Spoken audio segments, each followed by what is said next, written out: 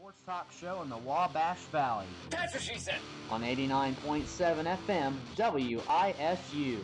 And now, here are your hosts, Marty Jaws Ledbetter. I still have a Carball jersey when I was Matt Quigley size at like age 4. And Cody Adams. I never liked Tony Dungy. The fact that the man showed no emotion, if there was a touchdown, interception, anything good or bad, there was no emotion.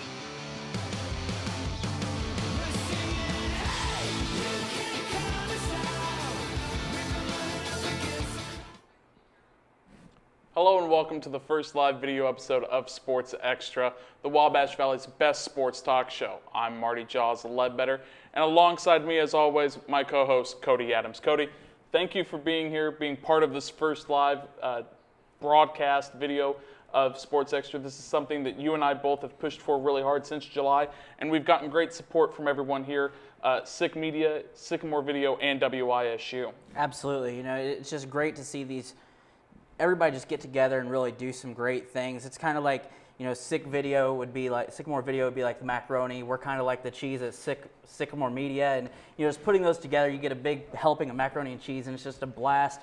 We're excited to get things going, and we really want to continue this for as long as we can. And then to make it even more unhealthy, the WISU is like the bacon that you can just sprinkle on top of the macaroni and cheese. And, you can tell we like our food. We both enjoy food very much. Cody, the Indiana State football team was in action this past weekend. It was number 1 versus number 16. Indiana State Sycamores were number 16. North Dakota State was number 1. And you know what? ISU football is in the middle of its second straight winning season, and they're taking a big step right now. You know, Sports Extra, we have really had a great time covering Indiana State football. Shalina Barker has prepared a video package right now for us about the resurgence of the Indiana State football team.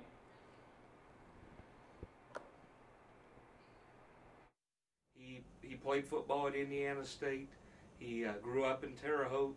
He knows how important it is to the people of the Wabash Valley that the football program be a viable part of the community. The combination of getting people excited in the community, getting them believing in Indiana State football, and, you know, of course, the most important part is we've been able to get coaches and players into this program through Coach Miles that have been able to match up and been able to have success on the field. Coach Miles has done a great job.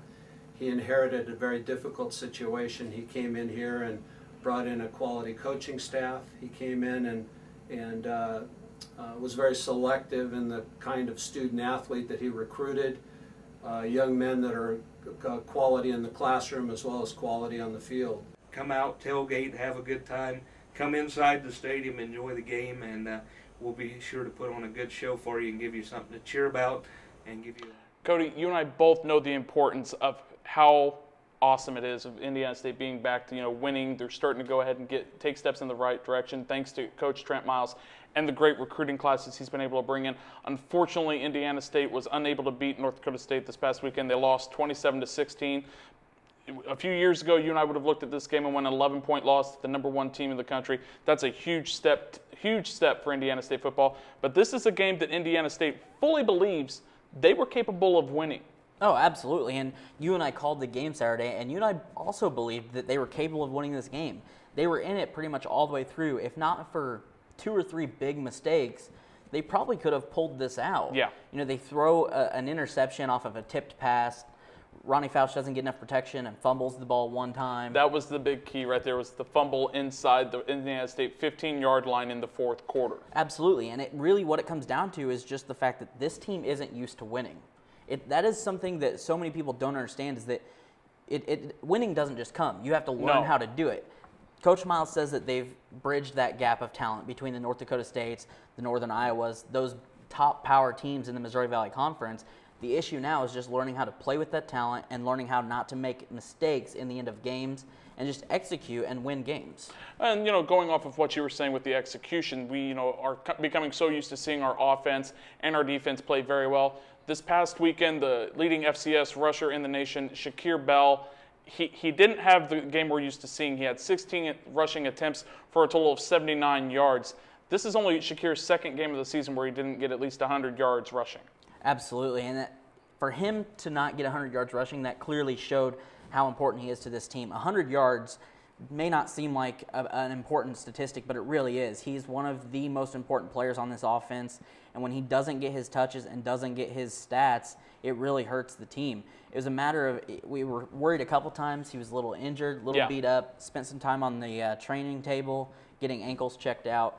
It's just not a day that you needed, and it started with the offensive line. What we thought had become a major improvement has kind of taken a couple steps back this last couple weeks, especially against Illinois State. They gave up 5 sacks against Illinois State. There have been some key injuries to that offensive line. When Ben Geffert got hurt a few weeks ago on homecoming, that was something that kind of stood out immediately because he was one of those senior anchors to that line. It was almost as if we had lost our center, F.N. Lutz.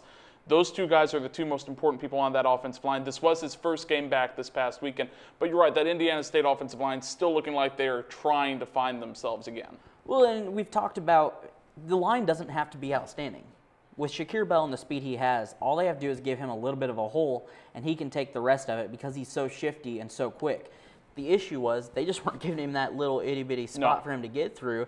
And when you do that, that gives North Dakota State the ability to come around the outside and get Shakir Bell from behind, which we saw a couple times, which you and I both were a little surprised about because of the speed that he has.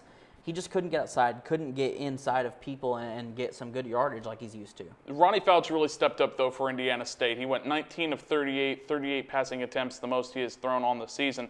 He had 2 touchdowns in the game. He had the interception off of the tip pass that we talked about, and then the late fumble in the fourth quarter, basically because he felt there was pressure from behind, and they hit the ball immediately. So Ronnie, he threw for 249 yards. It was a good outing by Ronnie.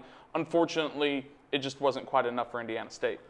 It was kind of like watching Ronnie Fouch from last season. You know, where there were points where you really did see the Ronnie and Justin Hilton connection that we saw last year. Exactly, and it was so important where he was throwing the ball almost every time, it seemed like, last year because Darius Gates came on strong but wasn't that running presence that Shakir Bell is this year. And now this year he's kind of taken a back seat in the offense except for this past weekend. And he had a great showing. The key to this was while he had a good game, he didn't find his favorite target in Alex Jones. He's found him one time all game. Alex Jones has to get more touches than that. He's an all-conference tight end, one of the best players on this team offensively, and for him to get one touch, that clearly was a struggling point for this offense. The defense was out there quite a lot in this game. Time of possession was dominated by North Dakota State. Alex Sewell, one of the senior leaders of the team, he had 13 tackles in the game, and along with him, the middle linebacker, Aaron Archie, he had 13 tackles to his name as well in the day. And Aaron Archie came on strong in the second half. We talked about it in the game. First half, Alex Sewell made a great save of a kick return for a touchdown. And then the second half, Aaron Archie became more of a presence in the backfield. We've talked about it before. Aaron Archie, part of that first recruiting class for Trent Miles. And he's, ever since he stepped on campus as a freshman, has started pretty much consecutively for this defense, has been a key component to the defense. And we really needed him to step up. And the fact that he's done that in the most recent games, really the last 2 or 3, has been a huge advantage for this defense. The problem was Alex Sewell led the team in tackles. Yeah. We had times where we saw Alex Sewell cover 10, 15 yards across field to make a tackle. You can't have that with your defense. Your safety can't be your leading tackler. No. Indiana State now needs to win their final 2 games. They go on the road to play Missouri State at 2 p.m. in Springfield, Missouri this Saturday, November 12th. Cody, Indiana State obviously has to bounce back. What do you see Indiana State having to do in order to get the victory? You got to get Shakir Bell the ball. I think that's the most important thing. It's been proven all season. He leads the entire nation in rushing. Get the guy the ball. Get him his touches. Missouri State's not very good. I mean, they honestly may not get a win all year. That's how bad this team is. You've got to take advantage of that, give Shakir the ball, and make some things happen. I'm Marty Ledbetter. He's Cody Adams, and you are tuned into Sports Extra. Up next, we're moving on to the ISU men's basketball, and we're previewing their upcoming season.